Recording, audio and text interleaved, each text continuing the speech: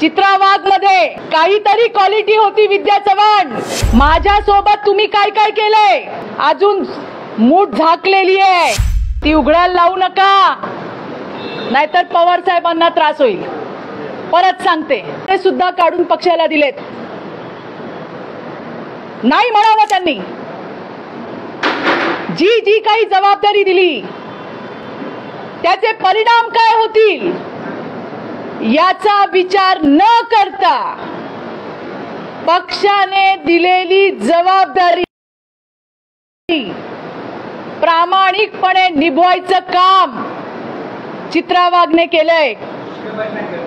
चित्रावाग मध्ये काहीतरी क्वालिटी होती विद्या चव्हाण, म्हणून पक्षाने मला जबाबदारी दिली आणि जी जबाबदारी दिली त्याचं मी 110% एफर्ट्स देऊन काम केलेलं आहे. आम्ही कधीही लाभाच्या पदाची अपेक्षा केली नाही. पक्षाने, भारतीय राष्ट्रवादी काँग्रेस पार्टीने 20 वर्षात चित्रावागला एकही लाभाचं पद दिलं असेल तर त्यांनी सांगावं. शेवटचं 1.5 वर्ष महिला आयोगाचं सदस्य पद मात्र मला पक्षाने नक्की दिलं. कुठलीही अपेक्षा न ठेवता पक्षासाठी काम करणारी कार्यकर्ता मी होते. माझ्या सोबत तुम्ही काय काय केलंय अजून मूठ झाकलेली आहे, ती उघडायला लावू नका, नाहीतर पवार साहेबांना त्रास होईल. परत सांगते. दुसरी गोष्ट, तुम्ही म्हणता की आमच्या नेत्यांना कसं बोलतात. देवेंद्रजी आमचे नेते आहेत, या महाराष्ट्राचे उपमुख्यमंत्री आहेत, मोदीजी प्रधानमंत्री आहेत. त्यांच्याबद्दल बोलताना हा शहाणपणा कुठे जातो विद्या चव्हाण. त्यामुळे आम्हाला शिकवायच्या भानगडीत पडू नका. तुम्ही जे पेराल, जे बोवाल तेच त्या ठिकाणी उगवून येणार आहे, हेही मला तुम्हाला सांगायचं आहे. राहिली गोष्ट पेन ड्राईव्हचा आवाज ऐकवला. खरं तर महाराष्ट्राच्या जनतेला मला सांगायचंय, पेन ड्राईव्हची वाट तर आम्ही अनिल देशमुखांची बघत होतो, ज्यांनी मोठ्या आवाजात भीमथाटी गर्जनेमध्ये पेन ड्राईव्ह दाखवला. जसा आपल्या फुसक्या ताईंनी कालचा फुसका पेन ड्राईव्ह दाखवला की आता बघा आम्ही कारनामे काढतो. मी केलं होतं चॅलेंज, आजही करते. असेल ना पुरावे द्या. हे बघा, 3 तासात अनिल देशमुख तुमच्या सगळ्या ऑडिओ क्लिप व्हायरल करू, हा शब्द आहे आमचा. इथूनच सुरुवात झाली आणि म्हणून पेन ड्राईव्हची वाट बघत होतो. अनिल देशमुखांच्या समोर आली ही काय हरकत नाही, ऐकवला तर ऐका तुम्ही पण. मार्च महिन्याच्या 2020 मध्ये एक डॉक्टर माझ्याकडे आले होते, जे आमचे फॅमिली फ्रेंड आहेत.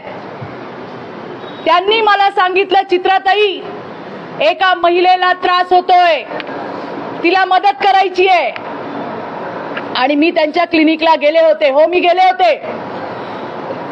तिथे यांची सून गौरी चव्हाण आली होती, तिचे बाबा सुद्धा आले होते.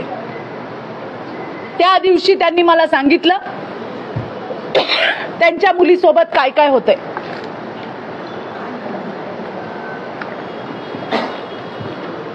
तिच्यावरती गलिच्छ आरोप. या आता होत्या ना पेन ड्राईव्ह वाल्या ताई, त्यांना मुलगा हवा होता, मुलगा. हिला पहिली मुलगी आहे, दुसरी मुलगी प्रीमॅच्युअर होती, तिची डेथ झाली आणि डॉक्टरने सांगितलं आता हिला मूल होऊ शकत नाही. हे मी नाही सांगितलंय, त्या गौरीनी सांगितलंय. आणि त्याच्यानंतर तिचा छळ चालू झाला. हे त्या माय म्हणजे तिच्या वडिलांनी आणि त्या पोरीनी मला रडत सांगितलं कशा पद्धतीने शिवीगाळ होते, कशा पद्धतीने मारहाण होते. एवढंच नाही या विद्वान बाईच्या धाकट्या मुलाने वहिनी म्हणजे आई म्हणतो अशा वहिनीवरती हात टाकला, तिचा विनयभंग केला. तिने हे घरी सांगितलं. ही सासूबाई हिने सांगितलं घरात या गोष्टी होतात याची चर्चा करायची नाही. घराबाहेर काढलं. 2 दिवसांनी वडिलांना घेऊन गेली. वडिलांना मारहाण केली, सुनेला मारहाण केली. पोलीस स्टेशनला गेले. पोलिसांनी हाकलून दिलं. कारण गौरीची सासू कोणी साधी बाई नव्हती, ती शरद पवारांच्या राष्ट्रवादी काँग्रेस पार्टीची आमदार होती, महिलांची अध्यक्ष होती. त्याच्यानंतर ज्या वेळेला मेडिकल सर्टिफिकेट घेऊन गेले, FIR लिहित असताना ही विद्या चव्हाण, हिचा नवरा, हिचा मुलगा पोलीस स्टेशनला आले आणि धमकी दिली की जर हे थांबवलं नाहीस तर तुझ्या जीवाला, तुझ्या मुलीच्या जीवाला धोका आहे. अरे ही बाई जिनी आपल्या नातवाला, एका मुलीला तिच्या आईपासून तोडलं, ही मला शहाणपणा शिकवणार? आणि ती कोणाकडे नाही गेली? ती पवार साहेबांकडे सुद्धा गेली. महाराष्ट्राचे जाणते राजे, सगळ्या प्रश्नांमधले. ती उठून चित्रा वाघकडे नाही आली. ती पवार साहेबांकडे गेली. तिने सांगितलं नो रिस्पॉन्स. मग ती प्रदेश अध्यक्ष जयंत पाटलाकडे गेली, नो रिस्पॉन्स. ते डॉक्टर तिच्या परिचयाचे होते. ते म्हणाले मी चित्राताईंना सांगतो, तू त्यांच्याशी बोल. पोरगी डॉक्टर आहे हो, पोरगी सुशिक्षित आहे. तिला मी चमचा देऊन बाळकडू पाजायची गरज नाही. इतकी ट्रॉमा मध्ये पोरगी होती. लाज वाटायला पाहिजे या बाईला. आज मला हे बोलायला लागलंय. ज्या अवस्थेमध्ये तिची सून माझ्याकडे आली, त्या पोरीचं ना बघवत नव्हतं तिच्याकडे. केलं तिला गाईड. मी तिला गाईड केलं. विद्या चव्हाण बोल आता काय करणार? कारण नाक दाबल्याशिवाय तोंड उघडत नाही हे मला माहिती आहे. तुझ्या मधल्या कला मला माहिती आहे. काय करू ताई? मी कुठे जाऊ? मी कुणाला सांगू? माझी पोरगी माझ्यापासून नेली तोडून. रडून रडून बेहाल झालेली एक डॉक्टर मुलगी माझ्या समोर बसली होती. आणि हा जर अपराध असेल ना विद्या चव्हाण, तर असे 1000 अपराध चित्रा वाघ करेल. 1000 अपराध करेल. आपल्या सुनेचे कसे धिंडवडे काढले. त्या पोरीनी मला रडून सांगितलं. मी महाराष्ट्राच्या समोर सांगते, हो मी तिला मदत केली. मी तिला सांगितलं ताई मी काय करू? मी म्हंटल तुला बोलावं लागेल ताई, तुला जावं लागेल लोकांसमोर. तिचं म्हणणं होतं की तुम्ही माझ्यासोबत चला. मी म्हंटल तिला की मी जर आली तर तुझ्या घटनेला हे लोक वेगळं रूप देतील, तुला न्याय मिळणार नाही. आज मला आनंद आहे Vidya Chavan, I am very happy. का सांगू? कारण तू सगळ्या केस हरली आहे. आज ते लेकरू त्या आईच्या खुशीमध्ये आणि त्याच्यामध्ये खारीचा वाटा चित्रा वाघचा, याचा मला अभिमान आहे. केलं तिला गाईड. मी सांगितलं तिला मी काय चुकलं, काय चुकलं. एखादी पीडिता जेव्हा तुमच्या समोर येते, अरे मी पण आई आहे ग, तू नशील.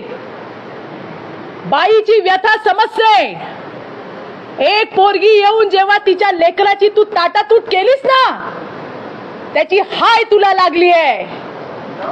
सगळ्या केसेस ही बाई हरली आहे, मला सांगायचंय. आणि आज ते लेकरू आईच्या खुशीमध्ये, मला त्याचा अभिमान आहे, मला त्याचा आनंद आहे. केली मदत मी. काय चुकलं? काय चुकलं? अशा तर किती मदत आम्ही करतो. एखाद्या बाईवरती जर अन्याय अत्याचार होत असेल, जेवढं माझ्याने होईल तेवढं सहकार्य मी नेहमी करते आणि करत राहणार. आणि म्हणून त्या पेनड्राईव्हची पुंगळी कर आणि कुठे ठेवायचं ते ठेवून दे. पुन्हा माझ्या नादी लागायचं नाही.